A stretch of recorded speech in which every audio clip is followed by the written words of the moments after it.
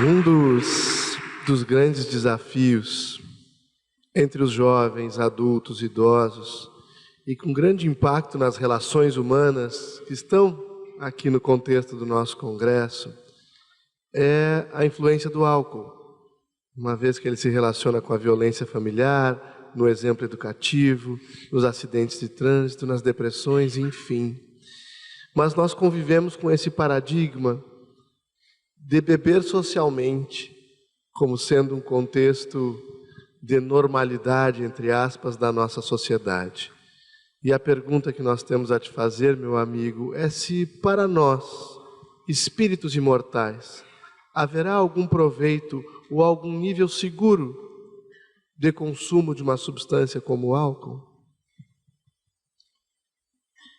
Algumas correntes médicas recomendam uma dose de álcool para a circulação.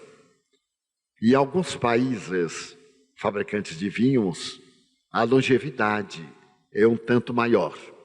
No entanto, recomendam apenas uma pequena dose de natureza medicamentosa.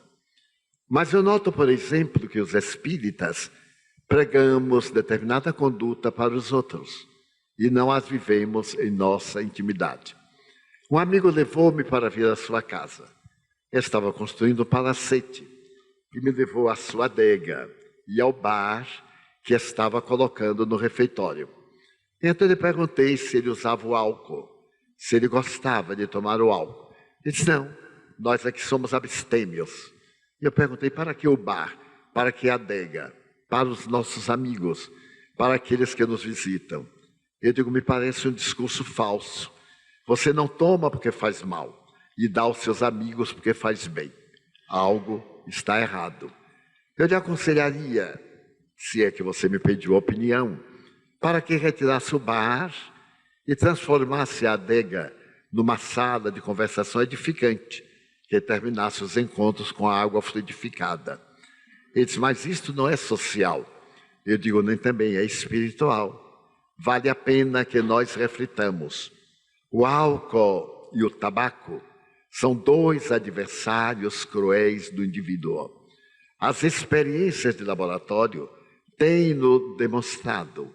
O indivíduo, em linha geral, acha que ele é alcoólico se tiver o delirium tremens.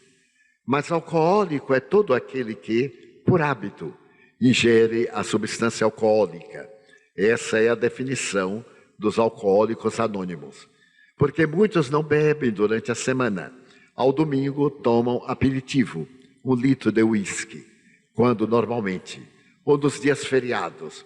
E nós verificamos que se o álcool era comum ao tempo de Jesus, principalmente a fermentação da uva, de que Jesus dá a demonstração no belo trabalho do matrimônio inicial, aquele matrimônio que ficou célebre, quando Maria diz, faltou vinho, e isto é um augúrio negativo. Em Caná, as pessoas usavam bastante vinho, é uma região vinícola, e ele então teria transformado a água em vinho. E eu fico a meditar, será que transformou a água em vinho, ou deu-lhe um sabor a vinho? Porque muitas vezes na água fluidificada, nós mudamos o sabor. Os espíritos mudam-lhe, por ser uma substância simples, apesar do H2O, para que absorva energias fluídicas, éter, substâncias medicamentosas, de forma essência terapia, aparecem nos nossos cultos evangélicos, desde que neles hajam um médium de ectoplasmia.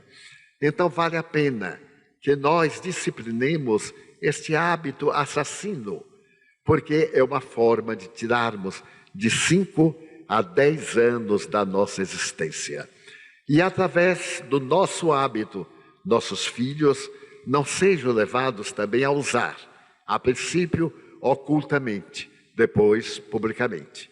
Nós vemos nas escolas o bullying, quando se entra na universidade, a perversidade, essa herança maldita do pós-vestibular, quando se embriagam jovens levando-os ao suicídio, ao homicídio, porque de tal forma ficam embriagados que chegam a ter convulsões e morrerem. Que nós procuremos medir os nossos atos e que esses chamados hábitos ou vícios sociais sejam lentamente riscados do mapa das nossas necessidades, porque o número de crimes, de ocorrências dantescas em estado do pré-coma alcoólico é tão grande que é muito maior do que no Brasil o número daqueles que morreram na Colômbia nesses 53 anos de guerra civil. Então, no ano passado, nós tivemos 58 mil assassinatos, de preferência a revólver, e tivemos 59.300 óbitos graças a acidentes de veículos, mais de 30 mil por alcoólatras.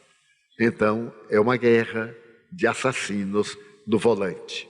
O volante é a sua arma. E se nós não mudarmos de situação, a tendência é crescer muito mais, o que certamente aconteceu neste ano. Procuremos dessa forma evitar em casa a substância alcoólica e falemos com naturalidade aos nossos filhos.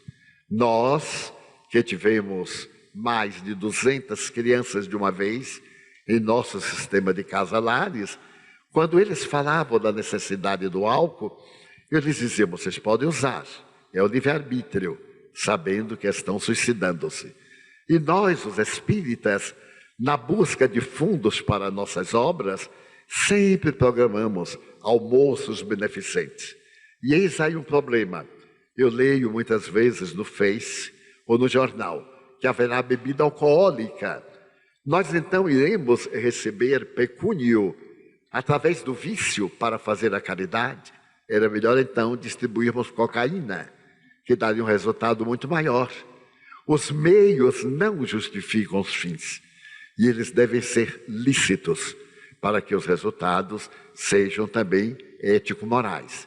Desculpem a forma que estamos apresentando o tema, mas há temas que necessitam de ser enfrentados, para que nossos filhos não se habituem em casa, ou nos grupos, ou antes do vestibular, ou no primeiro namoro, que é a fórmula que os leva ao alcoolismo, para depois nós termos resultados terríveis. Homicídios, extravagâncias e desastres culturais.